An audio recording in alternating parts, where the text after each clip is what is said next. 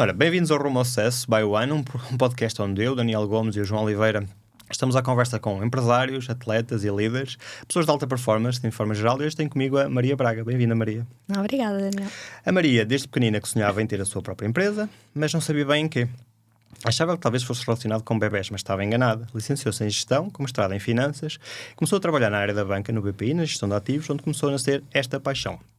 Deparou-se com a necessidade de otimizar fecheiros, criar novos fecheiros, de forma a economizar o tempo e tornar cada tarefa mais eficiente, e rapidamente começou a interessar-se pelo mundo de possibilidades que o Excel oferece. Assim nasceu a MBI, Accelerate Your Business. Foi premiada pela Microsoft pelo prémio MVP, Microsoft Valuable Professional, na área de Excel, e é viciada em produtividade. Certo, Maria? Certo. Maria, muito obrigado, antes de mais uma vez, por teres aceito o nosso convite.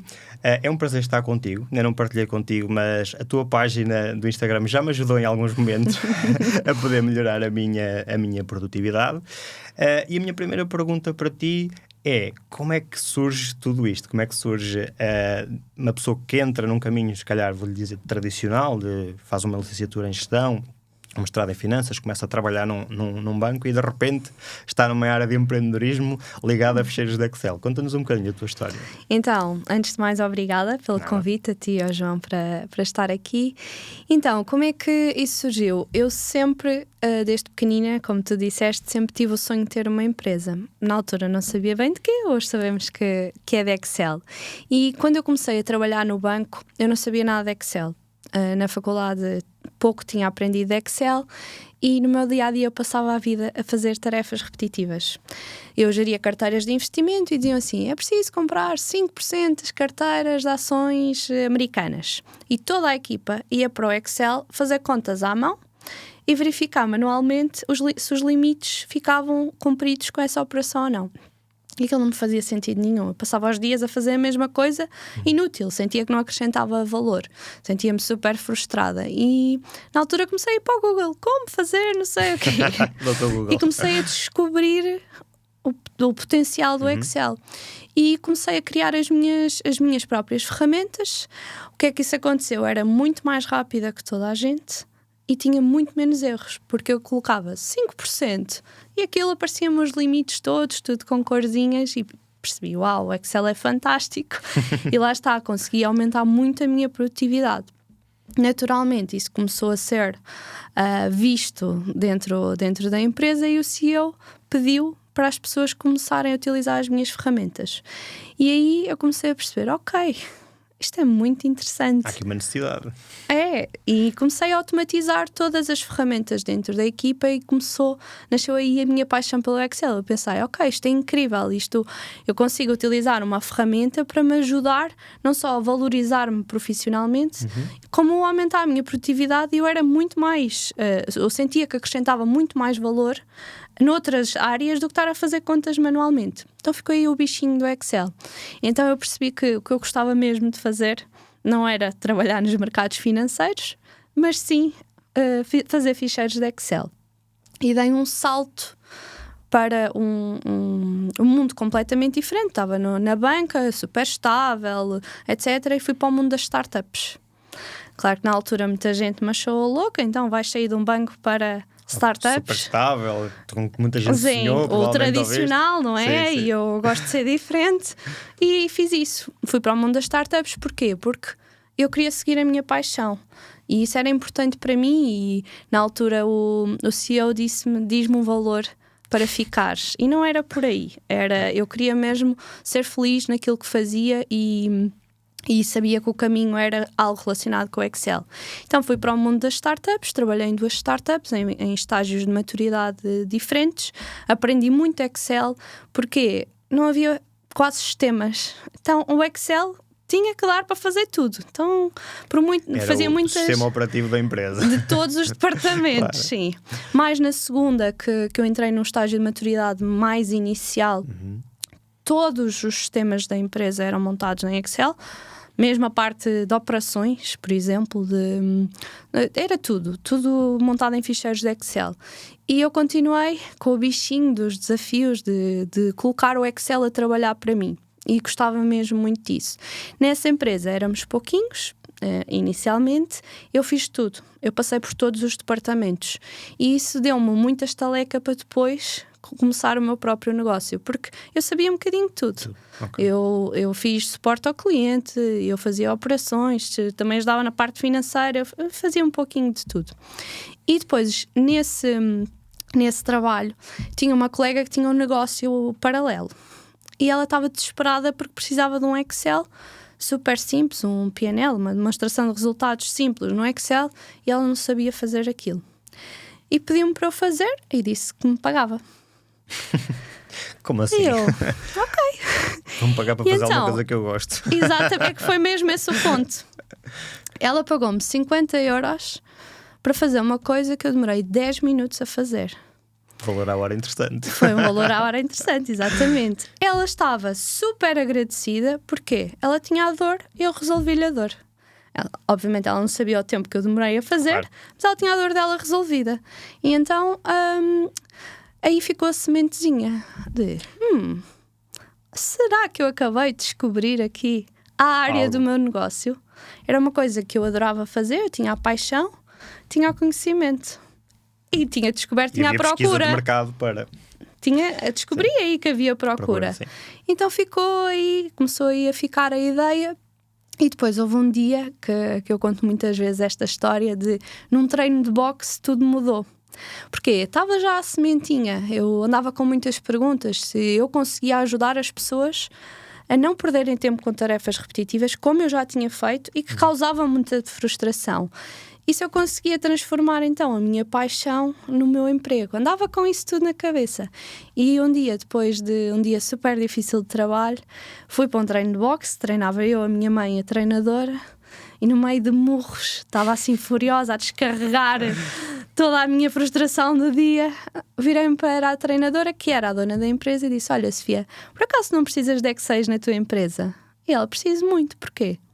E foi aí o ponto de viragem. Eu comecei um projeto piloto com ela, comecei a validar com a minha rede de contactos a ideia que eu tinha, e uns meses mais tarde lancei a MB Accelerate Your Business. Ninguém diria que no meio de um combate de boxe era um sítio certo para se tomar decisões. É não é? verdade, mas foi aí que eu disse: não, é a altura certa, chegou o momento. Dissemos aqui uma coisa, até fui eu que trouxe isso do valor hora, e muitas vezes no mundo do empreendedorismo há um receio de pôr até um valor no nosso trabalho, e que as pessoas possam não achar o correto, e claro que a pessoa não sabe que foram 10 minutos, mas a verdade, e desmistificando um bocadinho isto, é que esses, para te serem 10 minutos, quantas horas e horas e horas. Exatamente. Porque é uma coisa que eu gostava de explorar, que é como é que tu passas de alguém que vai ao Google saber mais sobre Excel para expert em Excel. Como é que fizeste esse processo pelo meio? Olha, eu descobri que mais do que o Excel ser uma ferramenta de trabalho, era uma paixão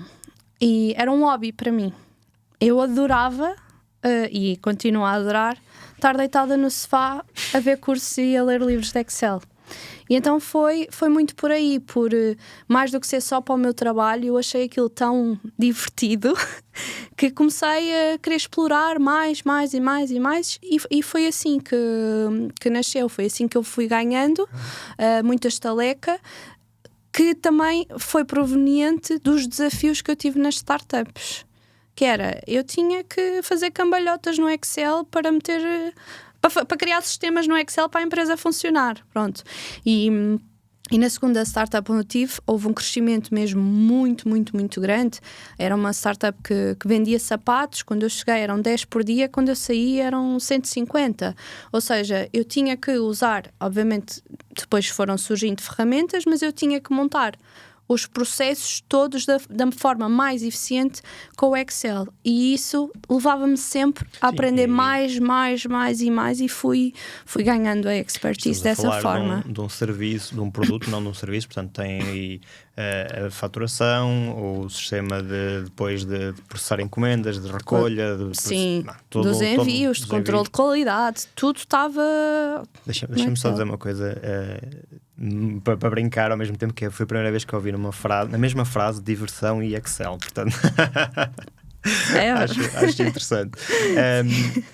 Achas que essa passagem pela startup foi essencial para tu conseguires perceber melhor outros negócios naquilo que fazes hoje em dia? Sem dúvida, E aí volto muito ao meu curso também. À licenciatura e ao mestrado em Gestão e Finanças, porque na MBI eu comecei com o desenvolvimento de projetos, consultoria para as empresas, ou seja, ou criação de ferramentas do zero ou otimização de ferramentas já existentes.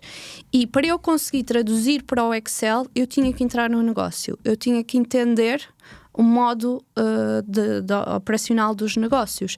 E tenho empresas de negócios completamente diferentes.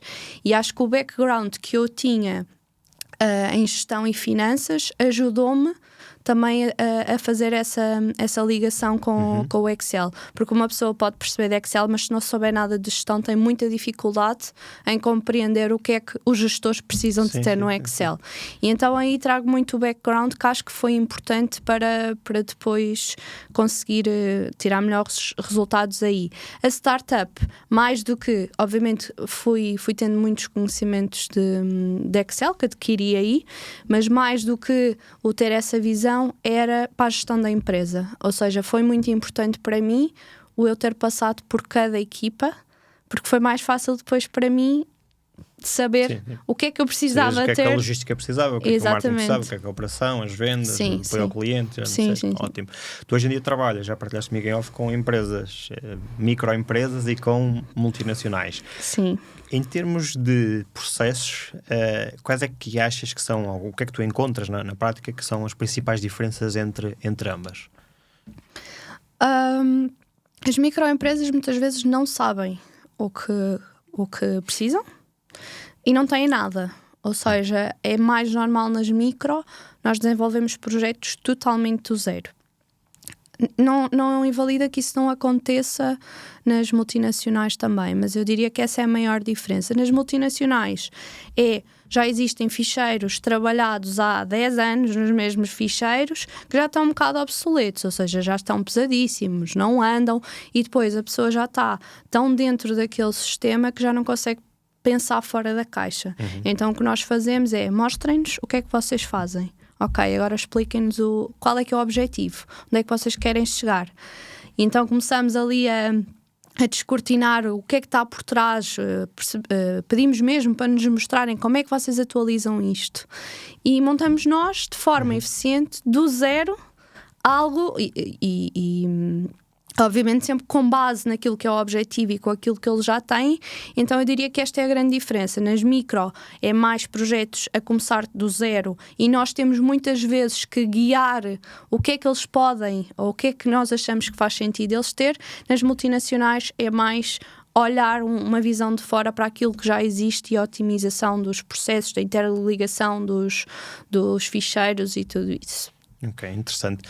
Até porque eu acompanho empresas já há alguns anos e aquilo que normalmente se vê e valida se faz sentido para ti também é numa fase inicial de um arranque de um negócio, ou muitas vezes nas microempresas, que já têm anos, mas em termos de estágio, enquanto empresas estão num estágio muito inicial, há um foco muito grande em vendas e um foco muito curto em procedimentos que possa otimizar essas vendas. Obviamente, numa multinacional, provavelmente nós temos o processo inverso, mas também haverá a dificuldade de as pessoas já têm os processos muito criados, muito enraizados, e fazer essa mudança será difícil. Vamos dividir aqui esta pergunta em duas. Sentes que hoje em dia nas empresas que tu acompanhas, microempresas, já há um olhar para o procedimento como algo que pode alavancar o negócio ou como uma necessidade, e por isso é que te chamam? Chamam-te porque vais ajudar ou porque já está num limite e precisam mesmo de ti? Eu acho que é pela necessidade de não haver tempo para parar e fazer e não terem as skills necessárias para fazer. E já que temos que fazer, vamos fazer bem do início. Eu diria que é um bocado por aí. Ok. E sentes que olham para o processo como um mal necessário, como algo que vai efetivamente alavancar o negócio? Não, acho que como algo que vai alavancar o negócio, sim. Interessante. Sabes que isso é uma mentalidade que... Eu partilhei isto contigo porque eu sinto que hoje em dia começa cada vez mais a acontecer também por nível de informação que temos é bastante superior. Então as empresas antigamente, basicamente, chegavam a uma determinada altura e diziam assim, ok, eu já não consigo vender mais, deixa-me olhar para os meus processos para perceber onde é que eu posso otimizar e dar o próximo salto. Hoje em dia a empresa começa efetivamente, e a maior parte das empresas começam com pessoas que são tecnicamente muito boas numa determinada área e que começam o seu negócio, mas a determinada altura já começam a pensar assim, ok, eu tenho que, se eu quero chegar a um determinado nível, e acho que isso vem muito também daquilo que as redes sociais trazem de bom, que é perceber que há níveis de que nós podemos chegar que se calhar sem as redes sociais, sem partilhas de outras pessoas, nós não conseguiríamos perceber. Eu tenho que me estruturar para isso. E quando chegas a uma multinacional, e nós, no nosso negócio trabalhamos muito com pessoas, gestão de equipas, como é que és recebida perante equipas que têm hábitos enraizados muitas vezes de anos? Olha, eu acho que nós costumamos ser muito bem recebidos porque nós criamos muita empatia com os clientes e nós mostramos o quão vamos facilitar a vida deles. Então nunca tivemos problemas aí de nós fazemos assim, de resistência à mudança. Nunca encontramos isso, por acaso. Eles começam, nós começamos a trabalhar, criamos essa empatia e nós vamos envolvendo os clientes no processo também. Então nós sentimos que começamos a surpreender desde o início de, olha, nós já transformámos isto que vocês tinham nisto, o que é que acham? Estão a gostar? Estamos aí no caminho certo? Olhem, isto no final vai ser só clicar neste botão ou carregar aqui ou preencher aqui, tudo vai mudar, tudo vai ser automático e as pessoas começam logo a visualizar o resultado que vão ter e o quanto aquilo lhes vai ajudar no dia-a-dia. Portanto, não senti em nenhum projeto que desenvolvemos assim resistência à mudança. Ótimo, obrigado pela tua partilha, porque é muito interessante, porque estás a fazê-lo de uma forma externa às empresas, portanto, com um processo de consultoria, e aquilo que eu vejo no dia-a-dia é muitos empresários querem provocar alguma mudança nas empresas e não envolvem as equipas disso. É fundamental primeiro dizer à equipa, nós estamos aqui, queremos ir para ali, portanto, um processo diferente, o benefício existente que falaste, ok, clicas no botão e vai existir. Sim. E depois poder, ao longo do processo, ir dizendo às pessoas, já estamos aqui, já estamos ali, portanto, já podem, se calhar, começar a usar a ferramenta num processo mais alfa, mais beta, portanto, de início do fecheiro. Consegues partilhar connosco, falámos já, tocaste aqui na produtividade, é um assunto que eu me interesso pessoalmente muito, a produtividade, porque eu sou muito defensor de que nós não temos de trabalhar 12, 18 horas por dia, como já ouvi em alguns casos. Acho que, efetivamente, isso é quase cultural em Portugal. Não há uma mentalidade de produtividade. Eu estou agora aqui, eu vou desenvolver, focado esta tarefa para ser produtivo. Consegues partilhar exemplos, nomeadamente naqueles dois extremos que falámos agora, multinacionais e microempresas, onde o fecheiro Excel tem aumentado drasticamente a produtividade dessa empresa? Consigo. E antes disso vou acrescentar aqui uma coisa que eu costumo dizer muito, que é, eu sou viciada em produtividade e isso também me levou a ganhar muito do expertise que eu tenho, que é, se eu estou a desenvolver algo para alguém, para um cliente ou mesmo para mim internamente, se eu estou a fazer a coisa a terceira vez, eu já não vou fazer a quarta.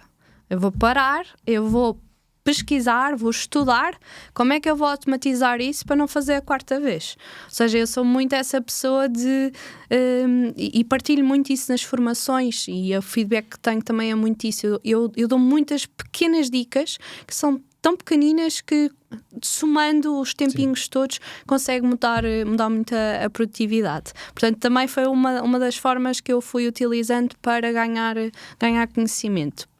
Em relação à pergunta que tu fizeste, do impacto que já conseguimos ter, olha, vou-te dar dois exemplos, uma então para a microempresa e outra para a multinacional. Microempresa foi um dos projetos mais giros que eu fiz, foi dos primeiros, que é uma empresa de alojamento local. E eles tinham, na altura, cerca de 20 alojamentos locais. E como é que eles tinham os dados organizados? Eles tinham dentro uma pasta para cada alojamento, dentro de cada pasta tinham um ficheiro para cada ano, dentro de cada ficheiro tinham uma folha para cada mês.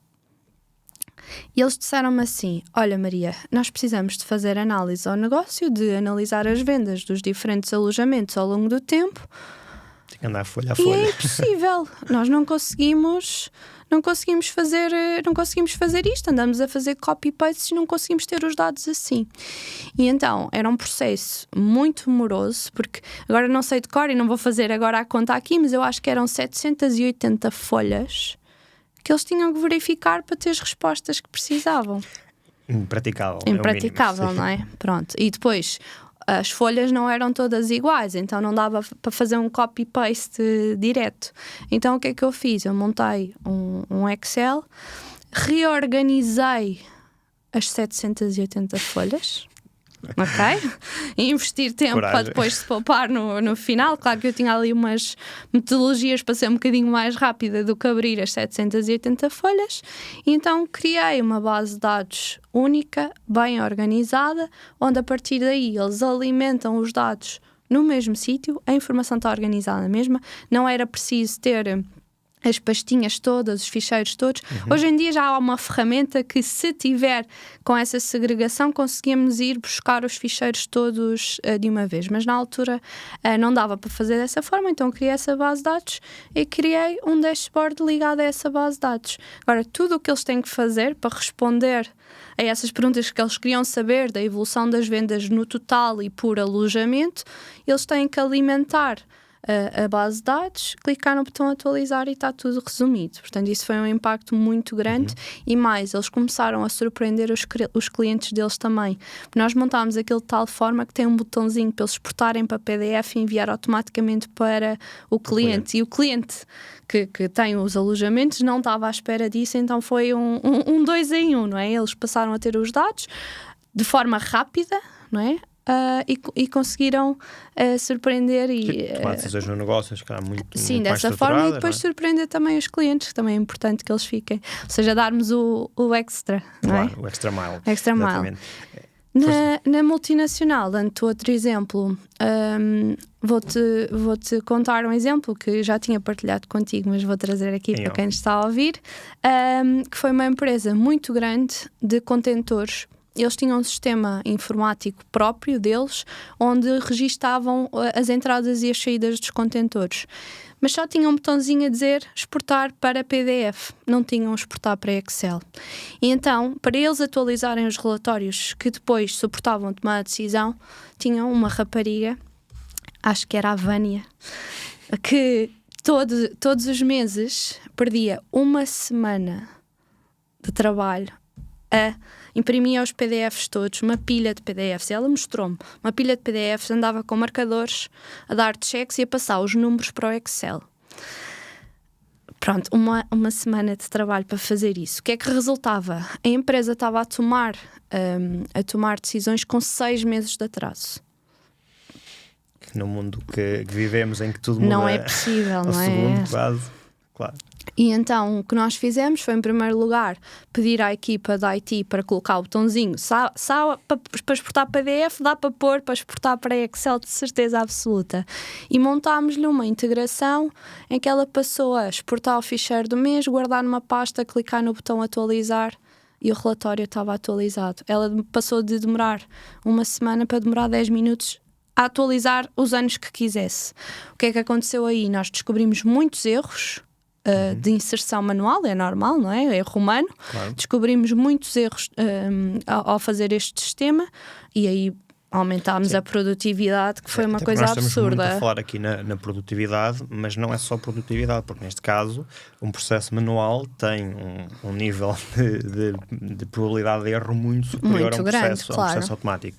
E tu disseste aí uma coisa que eu achei muito interessante, que é: se eu repetir algo 3, 4 vezes, eu tenho que criar um processo. Hoje em dia sou muito assim.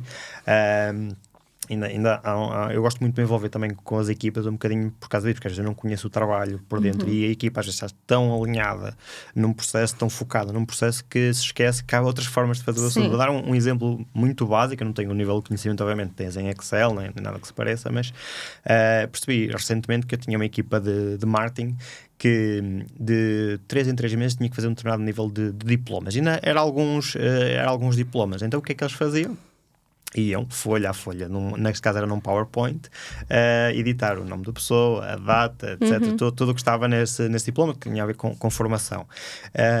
E o que é que acontecia invariadas vezes era chegar-se a entregar o diploma, tem um erro, escrevi mal o nome da pessoa, às vezes nomes que não são tão comuns, etc. E eu olhei para aqui e perguntei, antes de dar algum tipo de dica, quanto tempo é que demoraste a fazer isso? Tipicamente eu passo um dia a fazer isto. Um dia de 3 em 3 meses. Ok, podemos dizer, não é muito, mas passar a ser 5 minutos, claro, é muito melhor. E como tu sabes, há uma forma muito simples de fazer isso. Eu alimento um Excel, coloco o Excel a substituir as fórmulas que quero e foi isso que passou a acontecer. Portanto, nós estamos muitas vezes aumentamos a produtividade e diminuímos Aliás, a margem de erro. Não me lembro, entretanto, qualquer tipo de erro que tenha acontecido, porque é diferente. Eu olho para uma lista, eu vejo nomes, eu estou um dia inteiro a fazer o mesmo processo, é completamente diferente. E hoje em dia, se calhar é algo que eu há uns anos atrás não tinha tanto esse pensamento, mas hoje em dia eu estou sempre a pensar, ok, se há algo que eu estou a fazer de forma repetida, como é que eu posso transformar isto num processo? Posso delegar, posso arranjar uma ferramenta, hoje em dia temos ferramentas para tudo, portanto é importante termos isso em cima da mesa. E para um empresário às vezes desvaloriza isso quando está a começar. Não, tenho que me preocupar em vendas. Sim, tenho que se preocupar em vendas, porque o negócio, na realidade, quase todos os negócios vivem de vendas, mas se eu não tiver uma preocupação em ter o processo fluido, e na minha área, já agora partilhar um bocadinho da mediação imobiliária, o que é que acontece? Eu tenho um líder do negócio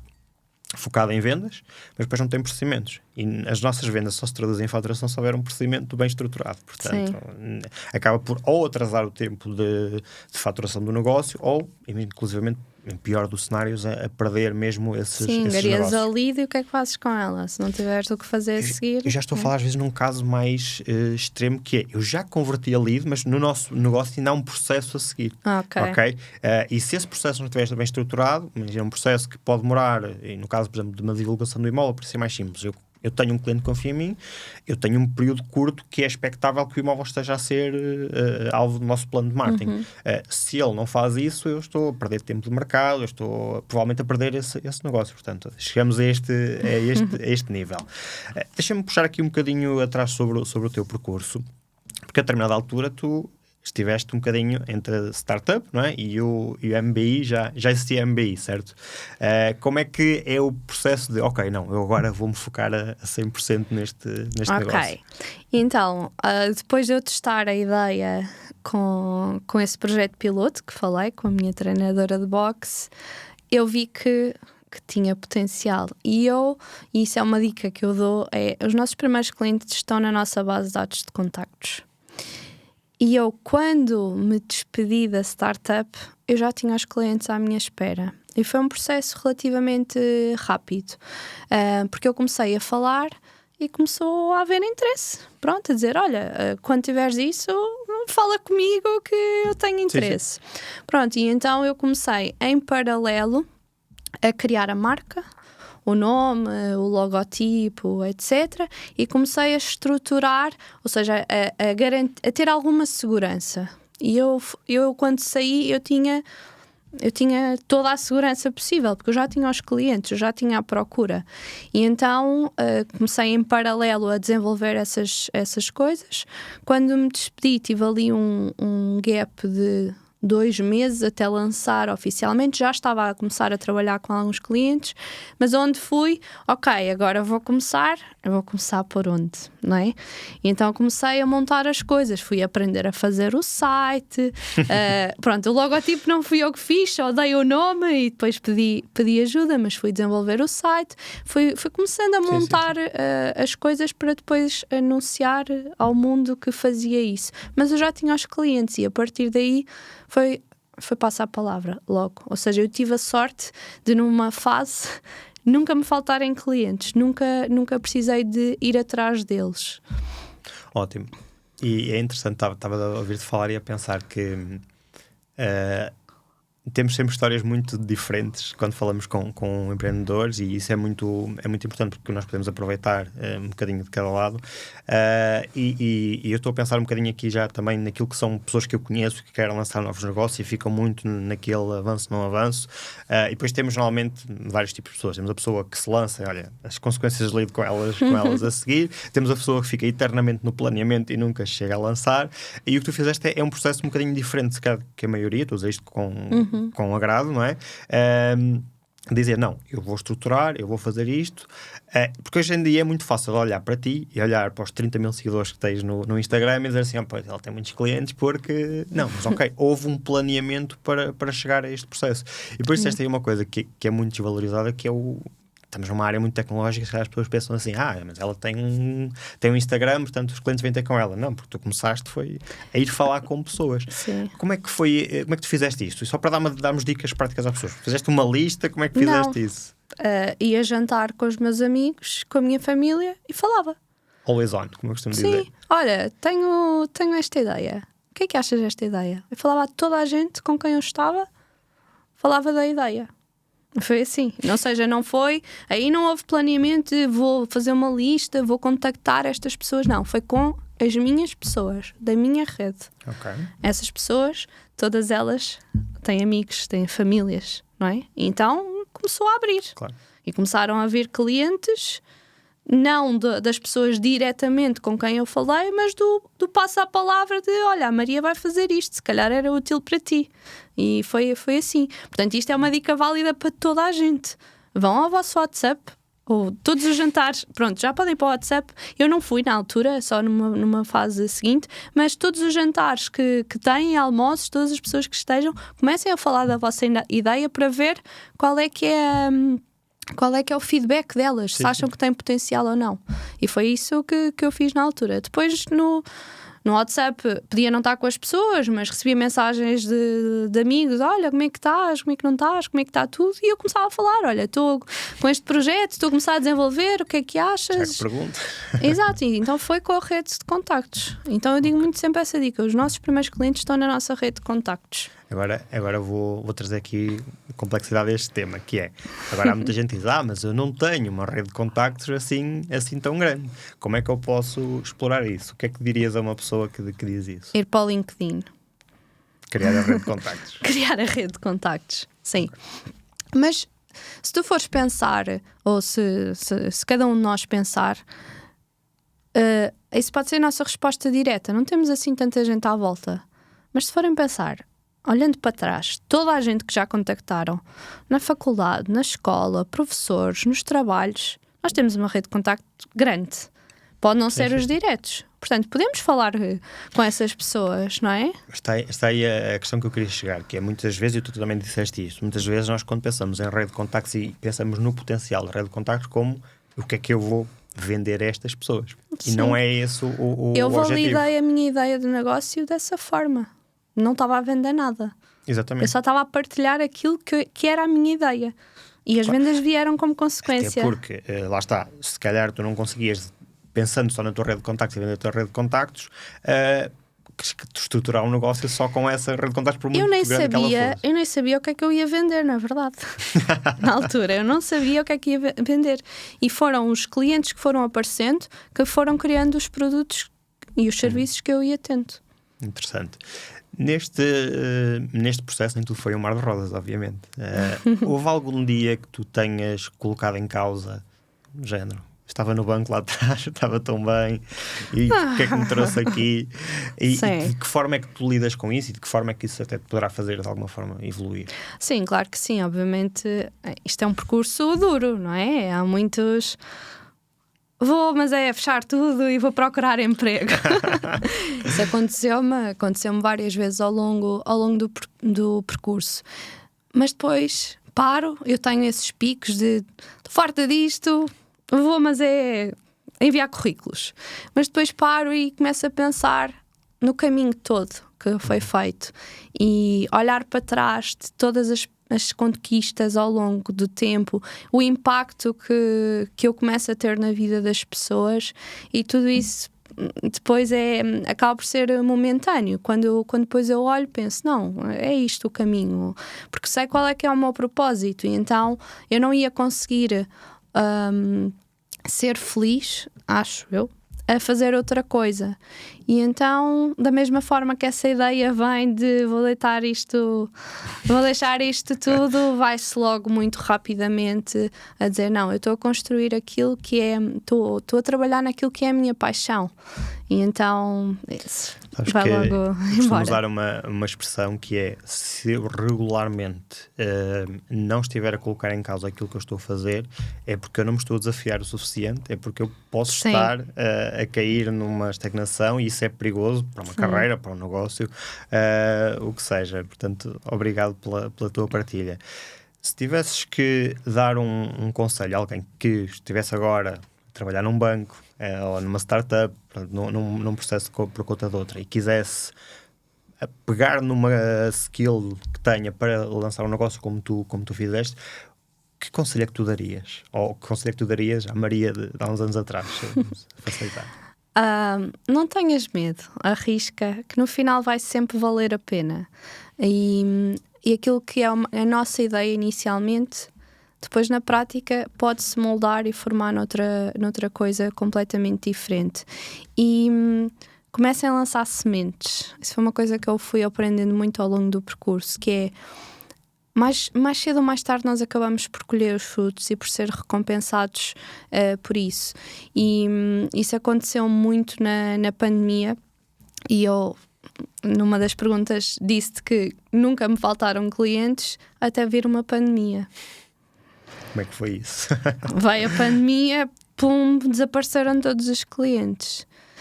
E eu, ok, isso também foi um dia ou uma altura muito complicada de... E agora? Eu tinha iniciado há pouco tempo, eu estava a bombar e de repente os clientes ficaram todos com medo, não é? Ninguém sabia o que é que ia acontecer. Desaparecem, olha Maria, não vamos continuar, não sabemos, vamos ter que pausar, etc. E olha, para isso transformei essa adversidade numa oportunidade. E hoje em dia digo, ainda bem que perdi todos os meus clientes nessa altura. Porquê? Porque isso fez-me obrigar a parar. E eu lancei muitas sementes, ou seja, eu comecei a estudar marketing digital, montei uma estratégia de marketing digital, lancei um canal no YouTube, lancei um blog, lancei uma nova versão do site. Eu agarrava todas as oportunidades. Na altura havia muitas iniciativas para ajudar pequenos negócios. Apareci no anúncio da rádio comercial, no Instagram do César Mourão, ou seja, eu fui semeando e tive 6 meses mais ou menos a semear, até que depois disso eu não ganhava nada aí, zero. Mas depois disso eu tive o maior boom de sempre. E a partir daí, felizmente, é contínuo. Mas tive que passar por esse período. Portanto, se têm uma ideia, comecem a falar com as pessoas, comecem a validar essa ideia que têm, e às vezes o caminho pode não ser esse inicial. O meu caminho já mudou muito. Eu comecei com uma coisa e hoje essa... No B2B, hoje em dia tens B2C, não é? Cliente final também. Sim. E estou muito mais nessa parte do que onde comecei. E depois há pessoas que têm, e eu vejo muito, que têm medo de dar esse passo de, mas eu não sei exatamente, não tenho tudo estruturado, não sei por onde é que vou começar, não sei que produtos vou vender, que serviços vou vender. Está tudo bem, isso faz parte do processo. Os clientes vão ajudar-te a definir isso, a definir quais é que são os produtos e quais é que são os serviços. E pronto, começas. Não precisas ter tudo montado para começar, não é? Podes ir aos pouquinhos fazendo. E até podes, numa fase inicial, fazer em paralelo, se der mais segurança, não é? Como eu fiz. Sim. Eu não arrisquei logo tudo. Eu estava no meu trabalho e em paralelo estava a começar a estruturar o meu.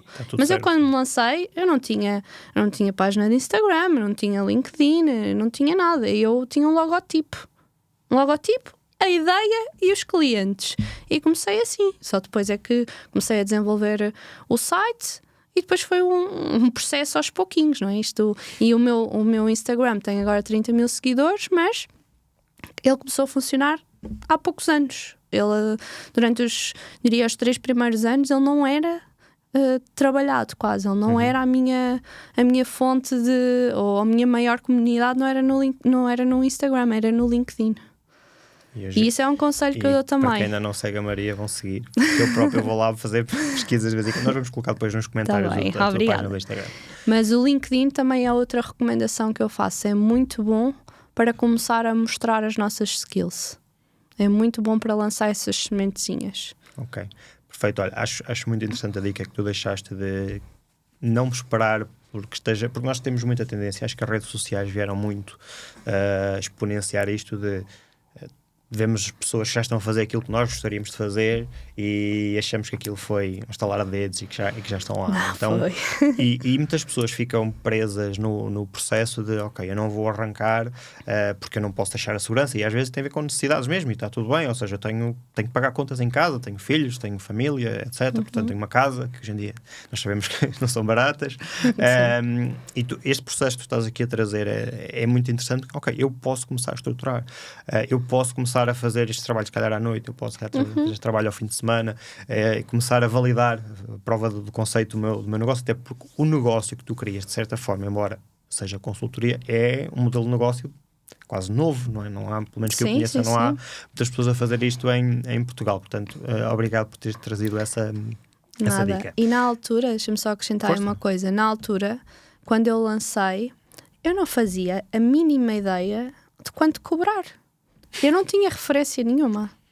Eu chutei um valor. Os 50 euros por 10 minutos de trabalho. Exatamente. Eu chutei. E hoje em dia os meus valores estão muito mais elevados do que na altura, mas eu fui testando. Ok. Claro. Começo a fazer orçamentos. E na altura era muito por horas. Hoje em dia já não é tanto. É o impacto, aquilo que eu vou poupar às empresas. Quanto dinheiro é que elas gastariam a fazer isto, a meter as pessoas a ter a fazer isto manualmente, e o impacto, ou seja, o impacto que eu vou conseguir ter na empresa. Mas na altura era muito por valor hora, mas eu não tinha referência nenhuma. Não tinha. Então coloquei um número que me veio à cabeça e disse, vamos ver. A partir do momento em que eu tinha taxa de aprovação de 100%, eu assim, se toda a gente aceita os meus orçamentos e não reclama, não negocia, se calhar vou começar a aumentar um bocadinho. Então eu também fui muito pela tentativa e erro. Claro. Se tinha depois taxas de aprovação baixas, então aí já moldava. E fui moldando e fui crescendo dessa forma. E os próprios serviços e produtos também vieram dessa forma. Porque eu, na altura, os clientes perguntavam, mas como é que trabalhas? É projeto-chave na mão? É avança? É valor hora? Como é que é? E eu dizia, como é que faz sentido para si? E eu metia a pergunta do outro lado. E então começaram a ser os clientes a criar as modalidades de eu trabalhar. Porque para uns fazia mais sentido de uma forma, para outros, e eu criava. Claro. Da forma que, se me fizesse sentido, obviamente. E então, para os seguintes, eu já dizia assim, olha, nós temos estas formas de trabalhar, qual é que é a melhor para si? Mas porque tive outros clientes que me sugeriram isso. Então depois a coisa vai evoluindo dessa forma. Ok, interessante. Estavas a falar, eu estava a pensar de tantas áreas de negócio que podem surgir dessa forma e que às vezes as pessoas estão presas, por exemplo, na área da mediação imobiliária. Regularmente falamos com pessoas que trabalham noutras áreas comerciais e, para quem não conhece a área do imobiliário, tipicamente tem remunerações bastante superiores àquilo que são outras áreas comerciais. E as pessoas estão presas a essa segurança, então nem sequer consideram esta opção de eu vou, se calhar, fazer isto num part-time, não vou, se calhar, alterar os horários que eu tenho no meu trabalho que consigo fazê-lo para poder dar esse salto. E é muito interessante. Nós, em Portugal, temos muito uma mentalidade de eu vou fazer um part-time com outra coisa. Eu, há 2 semanas, essencialmente, estava numa formação com pessoas dos Estados Unidos e eles lá usam um termo que eu adorei, que é o co-work. Eu tenho 2 trabalhos. Então, eu trabalho naquele e eu trabalho também naquele. Até porque lá é normal, as pessoas têm 2, 3 trabalhos. Em Portugal, numa estrata social, se calhar é mais normal, infelizmente, mas na classe média é um bocadinho visto como algo que é quase projetivo. Tenho que ter 2 trabalhos. Não, eu posso querer escolher ter 2 trabalhos para criar as condições para poder alavancar. Estava a pensar aqui e veio-me à memória, por exemplo, uma pessoa que seja, lembrei-me por causa da pandemia, excelente a fazer pão, que surgiram muitas pessoas a fazer pão. Se calhar pessoas que descobriram essa paixão, porque não criar um negócio associado a isso, que agora pode começar por algo pequeno, mas valida o conceito, começa a vender nas redes sociais, começa a vender porta a porta, começa a vender aos amigos, o que seja, e pode escalar a partir daí, aliás. Sim, sem dúvida. A maior parte dos negócios que nós conhecemos hoje em dia surgem por um conceito muito simples, que é alguém que vê um negócio e pensa, eu podia fazer melhor, eu gosto disto e vou fazê-lo. É muito interessante. Olha, no nosso podcast, nós temos aqui uma dinâmica que leva às siglas da primeira palavra podcast, RUM, que é Resiliência, União, Motivação e Oportunidades. E gostava que tu partilhasses connosco, para cada uma destas letras, uma experiência ou alguma dica que te faça sentido, nomeadamente em relação à resiliência. Sabemos que o arranque de um processo, de um negócio, é necessário muita resiliência, já falaste sobre isso. Como é que tu fazes no dia-a-dia para garantir que essa resiliência está lá e que não te deixas ir um bocadinho mais abaixo? Eu diria aceitar desafios fora da zona de conforto. E aí posso contar uma história que foi, entretanto, eu comecei com a consultoria e o mercado começou a pedir formação. Então, eu tenho não só a parte da consultoria como a formação e mais tarde o mercado começou a pedir cursos online. Com a chegada da pandemia, pronto, houve um boom muito grande nessa parte dos produtos digitais. Então, eu já tinha dado muitas formações, já tinha um conteúdo validado e veio a necessidade do curso online. Eu disse, ok, vou lançar o meu primeiro curso online. Eu não fazia ideia como é que eu lançava um curso online, nada. E eu estava no meu mundinho, ou seja, eu não estava exposta. Eu, nessa altura, não aparecia nas redes sociais, publicava dicas de Excel, mas eu, Maria, estava no backstage. E então, na altura, eu disse, ok, como é que se lança isto? Como é que eu divulgo ao mundo que eu tinha 1000 seguidores por aí no Instagram? No LinkedIn tinha mais, mas no Instagram tinha cerca de 1000 seguidores. E decidi fazer, agora é muito comum, na altura não era, uma masterclass online, ao vivo, para dar conteúdo e depois apresentar o meu curso. E na altura eu já estava a trabalhar com uma assistente virtual e disse assim, olha Filipa, não vamos fazer anúncios, que eu não quero que apareça muita gente, eu não estou preparada para ter muita gente nessa aula, portanto vamos divulgar só nas redes sociais, que na altura lá está eram muito mais pequeninas, e olha, se aparecerem, o nosso objetivo é 40 pessoas, se aparecerem 40 pessoas é top. Ok, que era assim o número que me veio à cabeça, não me perguntes porquê, foi o número que me veio, disse, se for este, acho que é o objetivo cumprido. Apareceram 190 pessoas. Uau! E eu fiquei, ok, não estava à espera disto, que bom que é. E o processo, e isto também para contar que é tudo uma evolução, faz parte. Eu na altura achava que não era capaz de falar para essas pessoas todas. A verdade é que já cheguei às 1100 pessoas a dar aulas em simultâneo. Estavam 1100 pessoas.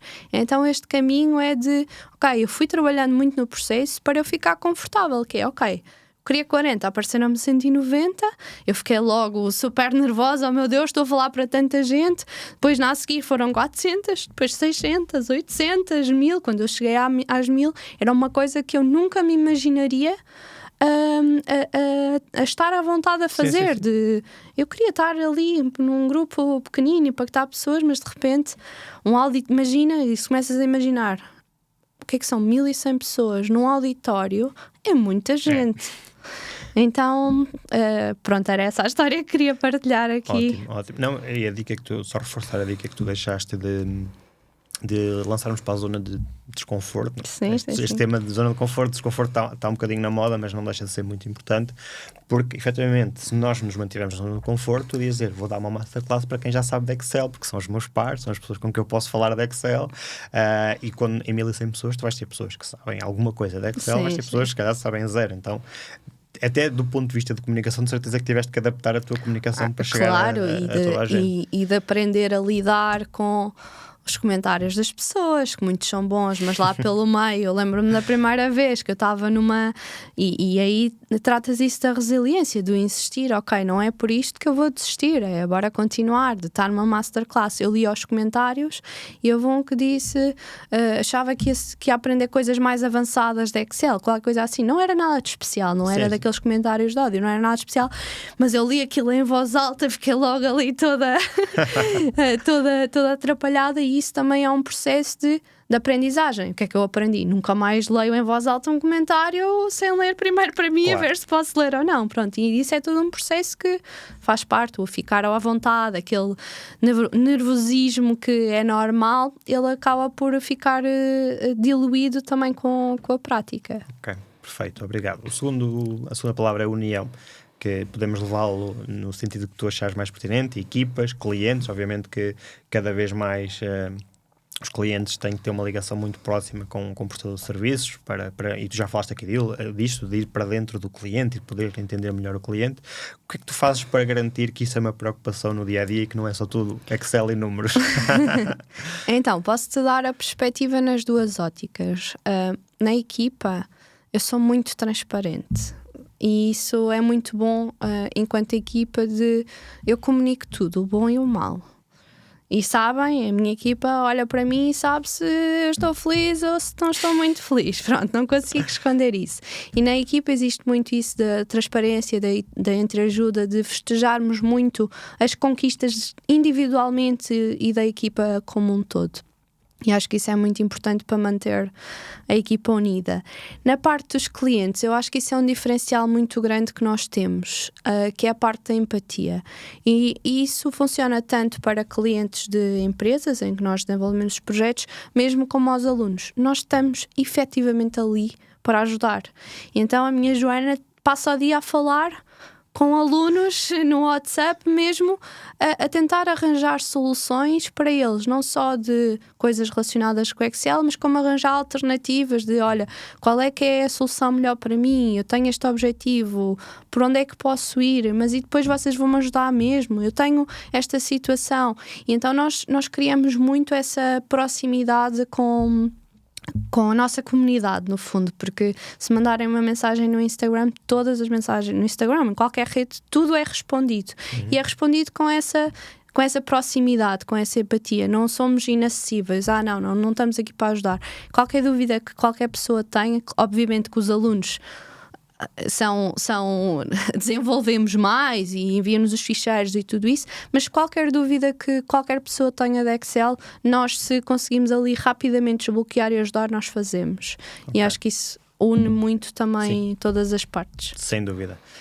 Tocaste aí agora num tema que já tinhas tocado há pouco, que eu achei interessante e que vai ligar com a próxima palavra, que é motivação, que é algo que acontece muito pouco nos empresários e nos líderes, de uma forma geral, que é o celebrar as pequenas vitórias. Tu falaste nisso há pouco, de nós olhamos para o nosso percurso quando naqueles dias mais difíceis e percebemos, ok, eu já passei isto. Sim. E de que forma é que tu usas essa técnica? Usas mais alguma técnica para te sentires, ok, o caminho que eu estou a fazer, estou no caminho certo, não me puxem para trás?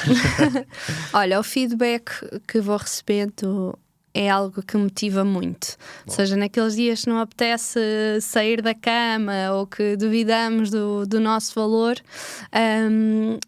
recebo uma mensagem ou um feedback de um curso: olha, obrigada, tiveste este impacto, ajudaste imenso, graças a ti aconteceu isto ou aquilo, e isso acaba por ser muito motivador, que esta abertura que nós temos, nós conseguimos perceber o impacto que temos na vida das pessoas e nas empresas também, mas aqui falo mais a nível individual, de respondermos, ajudarmos a resolver uma dúvida super simples para nós, que é só uma mensagem, não dá mais trabalho que isso, e a pessoa dizer, olha, obrigada, tipo, salvaste-me o dia. E isso acaba por ser muito motivador e dá aquele boostzinho. Sabes que não disse isto na introdução, mas deste tema, mas a motivação, no fundo, que eu coloco aqui é um bocadinho uma provocação. Eu vou deixar esta provocação no bom sentido da palavra, claro. Sim. Que é o que acabámos de dizer. A motivação existe, ponto. Okay? Mas se nós estivermos só com a motivação, nós vamos ter dia em que vamos ser produtivos e outros não vamos ser produtivos. Sim. Se tivesses que dizer aquilo que acabaste de definir, era motivação ou era resiliência? Porque o responder à mensagem é motivação ou é resiliência? Aí é resiliência, não é? Mas a resposta que temos à mensagem traz motivação. Okay. É isso que eu queria chegar. A motivação, muitas vezes, é uma consequência da resiliência. Sim, e muitas vezes as pessoas estão um bocadinho ao contrário. Sim, eu sinto-me motivado e isso vai-me trazer resiliência. Mas não, eu acho que é ao contrário. É um pouco ao contrário. Eu faço as coisas e as consequências disso dão-me motivação para continuar. E aí dou-te um exemplo, por exemplo, do prémio da Microsoft.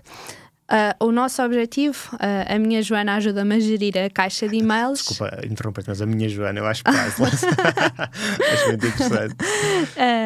Sim, que é uma peça essencial. Sim, eu percebi. Na equipa, como os outros também.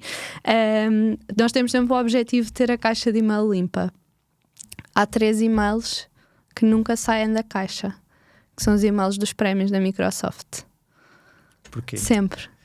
Porque quando me falta motivação, eu abro a minha caixa de entrada e estão lá esses e-mails.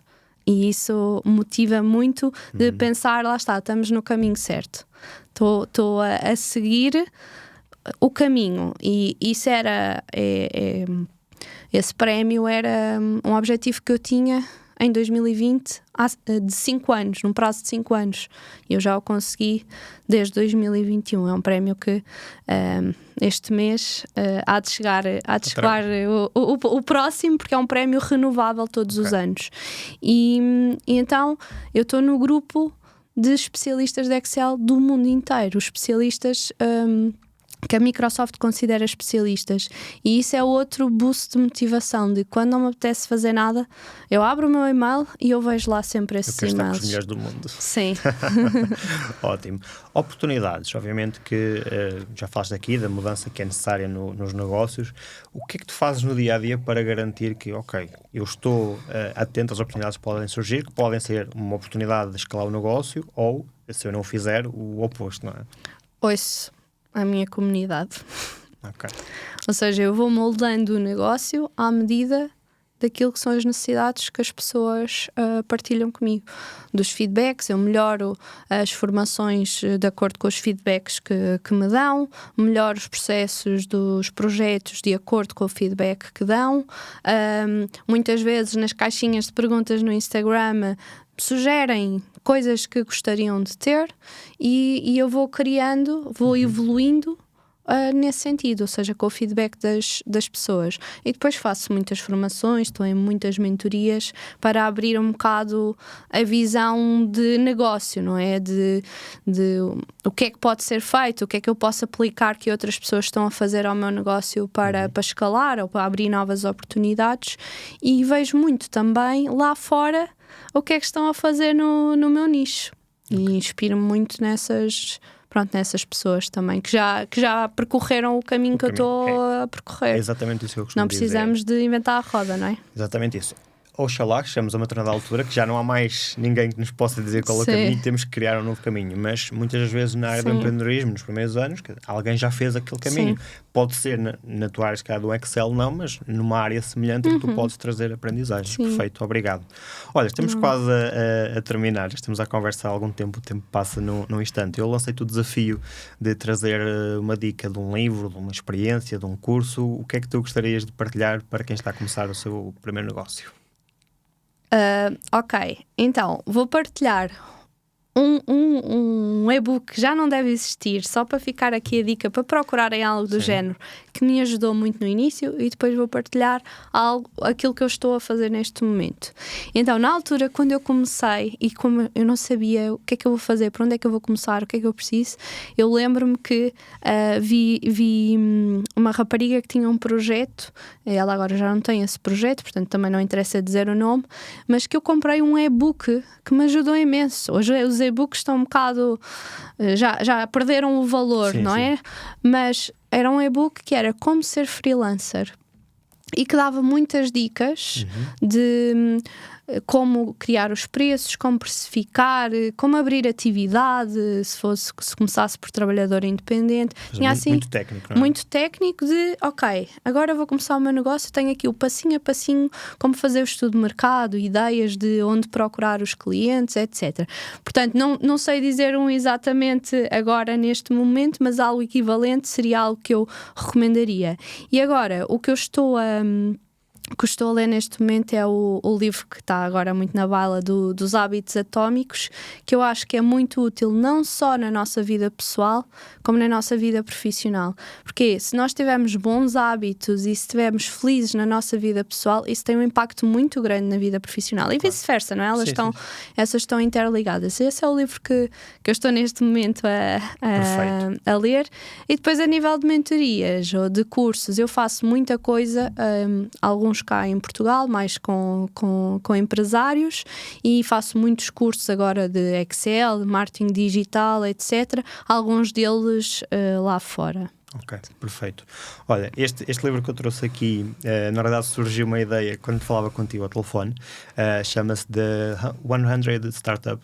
Na realidade é um resumo de uma série de histórias de pessoas que fizeram o percurso que tu fizeste. Okay. Se não leste, eu recomendo, que é muito interessante. Claro que tu já fizeste o caminho, mas basicamente o que fala o livro é como é que eu transformo aquilo que eu gosto num negócio e valida um pouco aquilo que faz de falar com outras pessoas. O livro valida um pouco e dá dicas muito práticas de como é que eu sei se isto tem procura, como é que eu sei que se eu posso trazer isto efetivamente para ganhar dinheiro ou se é uma coisa que será um hobby. Ou seja, até digo, distingue um pouco aquilo que é o hobby daquilo que efetivamente pode vir a ser um negócio. Eu comprei na Amazon, eu não sei se há em Portugal ou se este livro em português, na verdade foi-me sugerido pelo Goodreads e pela aplicação e comprei, adorei o livro. É uma literatura muito, muito simples e o próprio escritor fez um processo do género. Então ele conta muito a sua história neste contexto. Olha, por fim, temos aqui uma pergunta que foi deixada pelo nosso convidado anterior. E eu vou-te pedir também no final para deixares uma pergunta para o convidado seguinte, que não sabes quem é, e é interessante por isso mesmo. Portanto, e a pergunta que está aqui, na realidade, foi deixada pelo Hélder Ferreira, do CEO do Fitness Up, e é: o que estarias disposto a dar do teu património em troca de um abraço de alguém que amavas, mas que já faleceu? Tudo aquilo que tenho. Ok, é uma pergunta poderosa. Obrigado, Hélder. Acho que a minha primeira dica, antes de tudo, é deem o máximo de abraços que consigam, porque é muito importante, e o Hélder falou nisso na conversa que temos com ele, ter alguém com quem partilhar. E eu vou corroborar a tua resposta. Eu daria tudo, porque acho que no fundo tudo o que nós temos são as pessoas que estão à nossa volta, e o resto nós construímos de outra forma, aprendemos o processo de outra forma. Claro que sim. Maria, obrigado mais uma vez por esta conversa, Daniel. Desta vez não pelo convite, mas pela conversa, foi muito agradável. Digo desde já que fiquei convencido, já estava antes, em comprar o teu curso online, que é algo que eu já quero fazer há algum tempo, e acho que hoje foi o gatilho para, vou comprar o curso da Maria, fazer o curso para me especializar e ter mais produtividade também no Excel. Sigam as nossas redes, sigam as redes da Maria, vamos identificar, e subscrevam, por favor, o podcast nas plataformas habituais. Maria, obrigado. Obrigada.